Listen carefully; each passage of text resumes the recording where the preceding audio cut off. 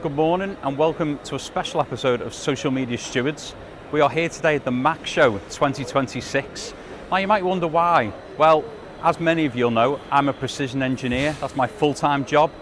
But the other side of that is, well, what goes into Formula One? Well, it's precision engineering. And well, look at what we've just found. The 2026 Audi F1 car here at the Castrol stand. And what an absolute joy it is to see this thing in person. It's an awful lot bigger than what you would think it is, but it is absolutely incredible to behold. This is stunning. Now, I still don't like the colour in person, but it is absolutely beautiful. But I don't think you realise just how big these cars are. When we see them on track, they certainly don't look that big, but I mean, when it's 4 lanes wide, it's not going to, is it? But as we go through this show, we'll not only show you what other motorsport things are around, but we shall also show you some of the machines that are used to make it.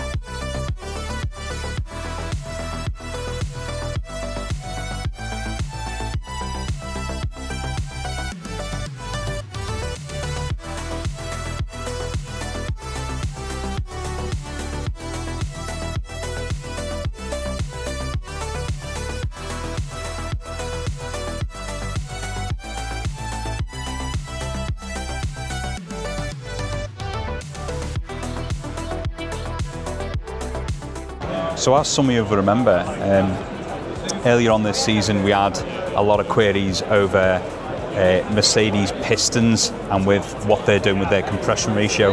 Now this is actually additive machining, so it's effectively 3D printed out of steel. You can do it out of all different types, Inconels, stainlesses, titaniums, and these are actually automotive pistons. So obviously these aren't Formula One, but you can see where you've got all these little gaps in the castings, and that'll actually show you. Just, you couldn't machine that in. There's no way you would machine that in. They are inside of the part. So this is where they're getting an advantage. Now, if you look at, say, these components down here, they've got little cutaways in the top, and you can see all of their little galleries on the inside, all cut away. And you could not do that through standard machining. That is a gain by using 3D printing. That's exactly what Mercedes have done. Very clever, and it's very new technology.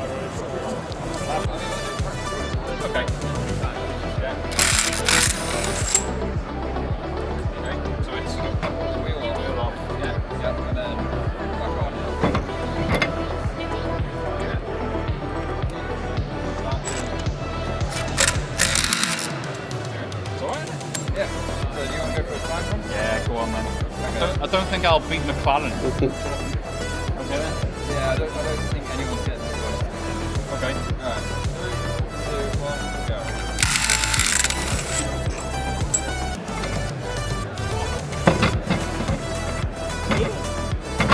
No, epic fail. Nope. Yeah, there we go. Just lost somebody at race, haven't I? So we're here at the University of Wolverhampton stand, and they've got a simulator. This is iRacing, and Ray's in a Radical. He's currently just on his out lap. We'll see how well he handles it. I'll bring you back just as he's about to start his fast lap. Okay, coming up to start his fast lap now. Let's see what he can do. Seems to be going the right way around the track. That's a good start. There you go, hard braking. Ooh.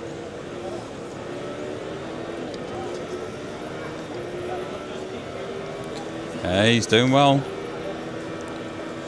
Oh, go on, foot hard down. Heavy braking for the right-hander. Yes, go on. He's doing a good job. Heavy braking for the right now. Oh, yes. Nicely done. Oh, yeah.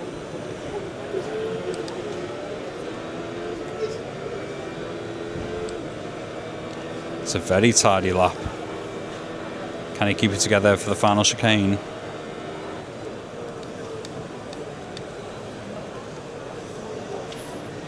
Yes.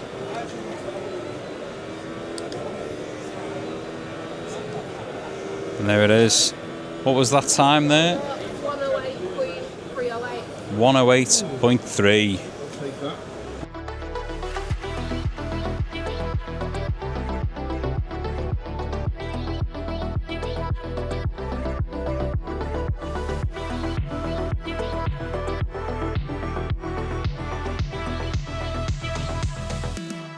Mark is just setting out on his outlap here, folks. We get one outlap and then a hot lap.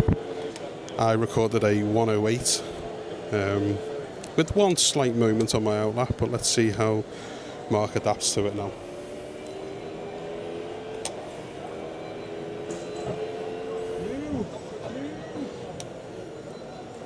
There we go. There's our little moments. You can't park there, mate.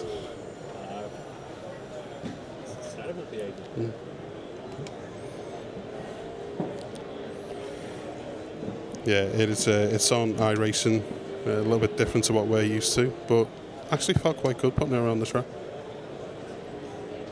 There we go, just getting a feel for the accelerator coming out of the slower corner.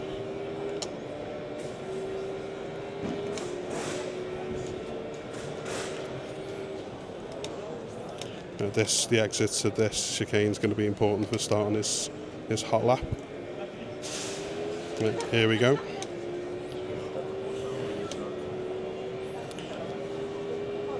We'll see how deep he goes into this first corner of the braking, right on the red.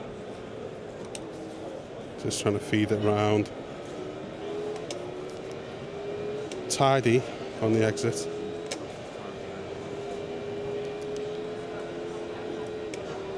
And we go deep into this as well, going down 3 gears.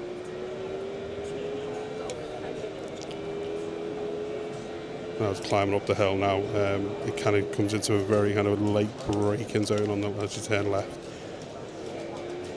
There we go. And, oh, the back end has gone. Yeah, he definitely cannot park there. We don't have to pay for damage, do we? It's not real. If you crash the one out there, you've got the one out. I think that means that I've won this challenge. But, I think you've won this challenge, but I'll take that. See, end the lap strong, deep into the chicane, and then powering out.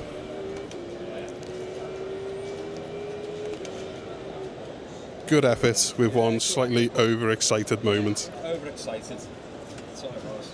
I'll tell you what though, it's a nice wheel. Yeah, it's a very nice wheel, the Moser racing wheel. Comfy as well. I like that. Thank you very much. You get one back. Does you get one back?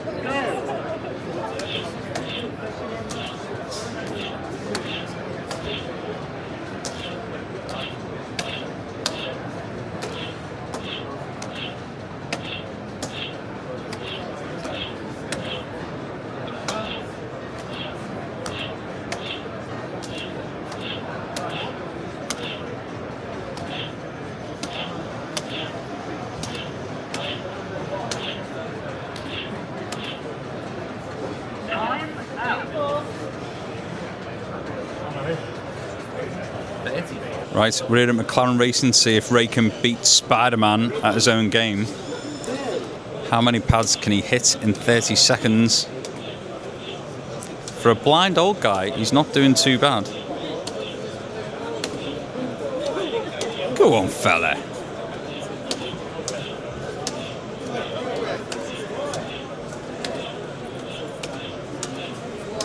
There we go.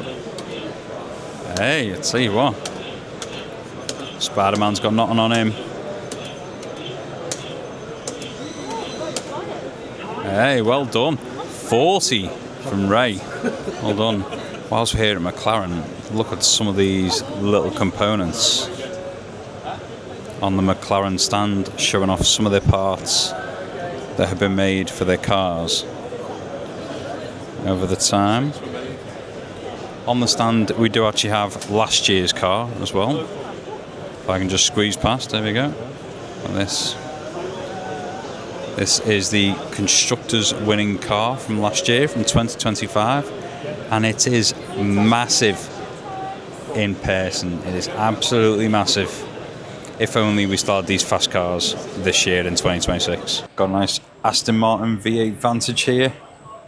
It's the only Aston Martin to currently be proud of. Certainly is one in Formula One. Look at the colour of that. That is an absolute work of art. Look at that. Oh yes. And luckily, when this one's running, it doesn't vibrate. Oh yes. Beautiful. Hey folks, here we've got the LP from the last set of regulations. You can see from the front wing just how complicated they were pre the 2026 regulations, and how wide the front wheels are compared to the seasons. And if you go back, you can see how complicated they actually were. Looking for that aerodynamic edge, all the different barge boards and different bits of carbon fibre that just protruding everywhere on the floor, trying to guide that air. And then like the slightly more simplistic rear wing, but it's an absolute beauty of a car. It's just a shame that this one didn't really perform for them. Yeah, amazing bit of kit.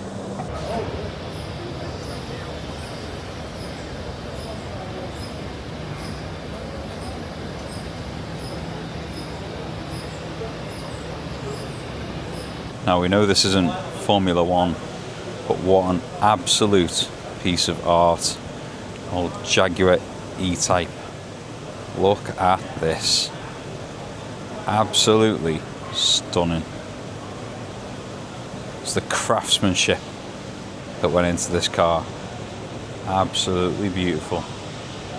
Old V12 Series 3. Always love the old E-Types. There's definitely a dream car on the list. We shall have to save up for future. Look at this. Oh yes. So we've just come to the end of our day at the Mach show, and it's been an awful lot of walking, I'll give you that. Yeah. It's been a long day, because we set off at, I picked you up 6:15 this morning? Yeah. You reckon? Yeah. And it is now 3:25, so we're a little bit tired, but we have just enjoyed a nice little slice of lemon drizzle cake. Not the highlight of the day though, I'll give you that. No. We've seen some cracking technology today, haven't we? Yeah, it's amazing. Like, we were here 2 years ago, and it's amazing to see like the leap in how far the tech comes, like every 2 years.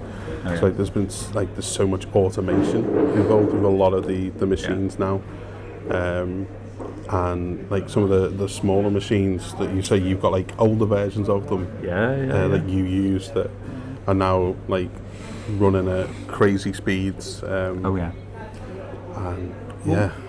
The thing is that normal machining, it's evolving so fast. Apart from, it's not even just that the machines speed up, because you can still only cut certain materials at certain speeds. Yeah. It doesn't matter how fast your machine is. The tooling behind it and the work holding. So what I mean by that is things like your vices and your chucks and your fixture and all that. They are absolutely they're nowhere near where they were 2 years ago. They're in a different planet. And then you get to additive machining, or additive manufacturing, like 3D printing. It's not, it's not on your Bamboo Labs. It's not your PLA and your PETG. No. You're talking about 3D printing engine components, and this is where, as we'll add in a clip that we recorded before, this is where you'll see how Mercedes have supposedly got this compression ratio boost, is because they've 3D printed pistons with oil galleries built inside the piston you would never normally be able to machine. And you think the only reason you can expose loopholes like that is because the technology, some boffin has sat there and thought, do you know what would be clever? And it is. You can't deny it. That is clever. It's amazing. Do you know what I mean? You might think that because it's being 3D printed that it's going to be weaker than like a machined part, but it isn't. The way they're printed, the strength, because it's one part. Yeah. It's just one part. The strength is there. You were saying before about like you'd have to kind of make channels and put parts in if you were machining it from metal, like from a billet. Oh yeah. So what they've done with the pistons at Mercedes is remarkable. Yeah. And yeah, you will have seen like in the video that we recorded at that with Mark explaining how it's done. You might have been thinking, well, why are they showing us machines on an F1 podcast? Well, we've seen Audi, Alpine, McLaren today, all here represented because and Haas they didn't bring a car, but their machining is all done by themselves. Yeah. It's all the technology that brings these cars to life. That's it. And I mean, the thing is, all right, it doesn't particularly have anything to do with Formula One, I suppose, in a long shot. But we more thought, we come to this anyway, because it's what I do as my full-time job. I am very passionate about it because it's a job that I really enjoy, and it's partially what leans me towards Formula One. It is the pinnacle of automotive engineering, and that's what leans me towards it. So coming to shows like this, not only is it a great networking thing and I get to meet new people who are also passionate about it, but it's the fact that I get to see the latest and greatest in technology that goes into these cars, things like the 3D printing where they've managed it at Mercedes. But the other side that you don't really see at shows like this is there's additive machining where on the machine they will physically, it's almost like welding, if you like, and they will build the part, but you can build it in multiple materials, and then once you put that head away, if you like, it'll bring in tools and finish machine the thing that you've just printed, if you like. It is unbelievable technology. And when you first see things like that, you think, who on earth is buying that machine? Who? Well, Formula One teams. I mean, if you look at the likes of SpaceX and NASA, they are currently testing 3D printed rocket engines that have been designed by AI, because they basically asked it, make us the most efficient rocket engine you can possibly think of, and it did. But the only way you could make it was 3D printing. It's unbelievable. Absolutely unbelievable. And as well as the machines as well, we spent a little bit of time because Mark's very friendly with the guys there at Mastercam, and it's the guys that bring the programming side of it. So these things don't just come to life; they've got to be designed and built in a kind of in a program. They've got to be imagined into a 3D shape and then put it like machined. And it's so impressive to see, and you see some of the stuff. I was sat there watching the video of all of the stuff that's been programmed and then kind of made, and it's just incredible to watch it. Like there's one of them was like it was a cuckoo clock, but it was immaculate. It was almost like it had been like hand engraved. It was phenomenal. But it's not just the machining, it's the programming side of it as well, and seeing the people, and everyone here is genuinely passionate about it. It's their jobs, it's their hobbies, it's the thing that they love doing, and it's so good to see every couple of years when we get to come here. Yeah, well, I mean, I think that's part of the thing that always makes me laugh, that when you tell people, I'm a CNC machinist, they always have the same reaction of, oh, you just put it in and hit a button, comes out the finished part, and you're like, oh, if only it was that easy, you know what I mean? That's like saying, well, if I throw all the ingredients into an oven loosely all over the oven, I'm going to end up with a cake at the end. Well, you're not, are you? No. You end up with a mess. But no, it's been a fascinating show, and seeing some of the technologies that are out there, it is absolutely unbelievable. And obviously, we don't know whether anybody actually wants to see this stuff. But we thought we'd give you a little insight into what we're doing and show you sort of how it sort of works to a degree. And if it is something that people would like to see more of and things like that, then we can do something a little bit more in depth in the future. Yeah, and we did have a little bit of fun today as well, just to see in the machines. You'll see from the clips, we got to put in a hot lap each in a Radical on iRacing. Well, you did. Yeah, well, you got part of a hot lap. Well, I crashed. And we also got to test our reflexes at the McLaren Racing booth as well. And guess who won that one as well? It was a bad day for Mark. That's all, yeah. Bloody Spider-Man over here. He gets it on F1 all the time, so it's fine. I just wondered what it'd be like to lose. You know what I mean? I just wondered. But yeah, no, we do really appreciate everyone looking at this video. We know it's a bit different to what we normally do, but we hope you enjoyed it. And if you do have any questions or anything, please do let us know in the comments section, or get in touch on our Discord or other channels. Yeah, we'd love to hear from you. Yes, and thank you for watching. We'll see you again soon. Bye. Take care.